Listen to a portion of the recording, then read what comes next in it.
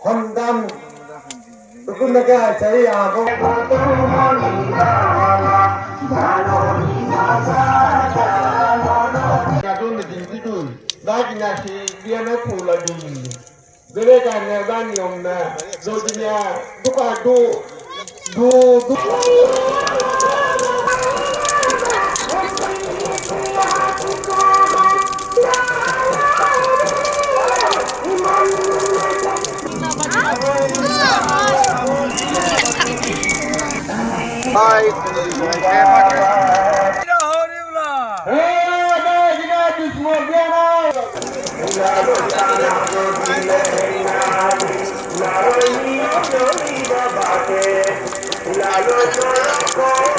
কালি মন্দিৰত পূজাৰীসকলে গৈ যিখিনি ৰীতি নীতি কৰিব লাগে সেইখিনি কালি কৰা হ'ল।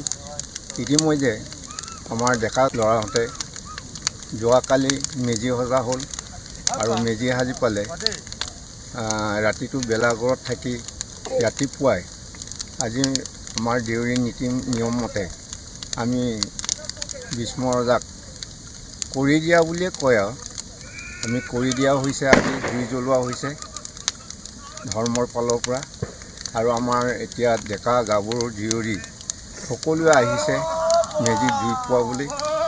আৰু ইয়াত যিবিলাকে যি মনত ভাবি পালে সেৱা কৰিবলৈ আহে তেখেতসকলক আমি আশীৰ্বাদ দিওঁ। আৰু ইয়াৰ পাছত মেজি জ্বলোৱাৰ পাছত এতিয়া ডেকা গাভৰুবিলাকে গা চা ধুই পালে তেখেতসকলে মেজিত জুই পুৱাই ঘৰে ঘৰে যাব। গৈ পালে আমাৰ মানে ঘৰত আজি মানে আমাৰ মৃতবিলাকক সৎকাৰ কৰাৰ নিয়ম এটা আছে।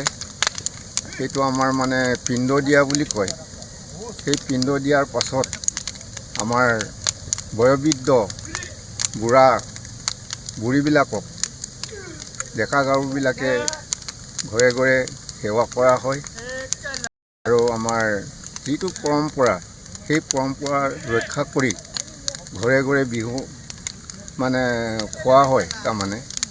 আৰু তাৰ পাছত সকলোৱে ঘৰে ঘৰে ধেমালি কৰি ঘৰে ঘৰে মানে বিহু খায় আৰু সেইমতে আমাৰ ৰীতি নীতি মানে পালন কৰা হয়।